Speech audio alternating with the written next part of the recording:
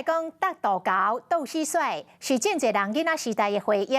台南新化社区协会甲洪英里的办公室举办一场搭道高的活动，希望透过这个活动，行销推广到在地观光文化，嘛互大家更加了解自然的生态。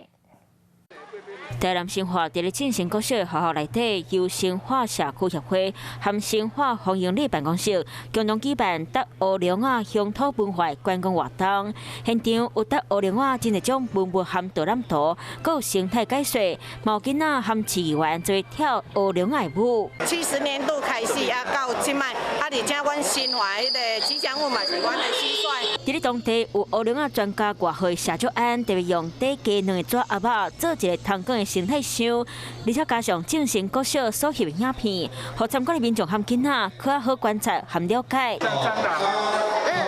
很帅，我喜欢。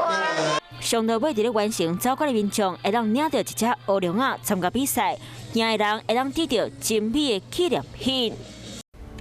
我是陈雅玲，想要跟我一起从零掌握天下事吗？赶紧按下华视新闻 YouTube 频道的订阅按钮，开启小铃铛，跟我一起探讨公共议题，给您最专业的华视新闻。